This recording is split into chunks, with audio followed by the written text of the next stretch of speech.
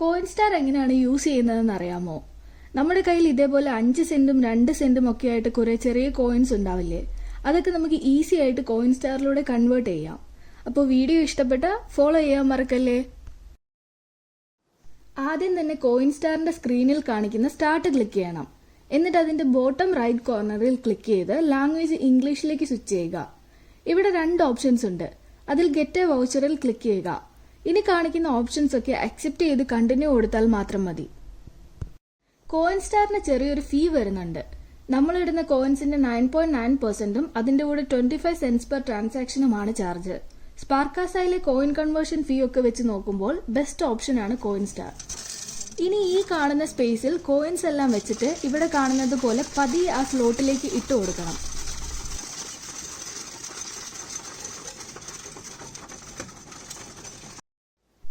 അപ്പോൾ കോയിൻസ് എല്ലാം കൗണ്ട് ആയിട്ട് അതിന്റെ ടോട്ടൽ വാല്യൂ അവിടെ കാണിക്കും. അതേപോലെ റിട്ടേൺഡ് കോയിൻസ് താഴെ കാണുന്ന ആ സ്പേസിൽ നിന്ന് നമുക്ക് കളക്ട് ചെയ്യാം. ഇനി ഐ ആം ഡൺ കൊടുത്താൽ റെസിപ്റ്റ് കിട്ടും.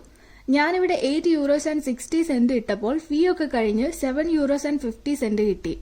നമുക്കിത് കൗണ്ടറിൽ കൊടുത്ത് ക്യാഷ് ആയിട്ടോ ഇത് വെച്ച് ഷോപ്പ് ചെയ്യാനോ ഒക്കെ പറ്റും. അപ്പോൾ പുതിയൊരു വീഡിയോ ആയിട്ട് വീണ്ടും കാണാം.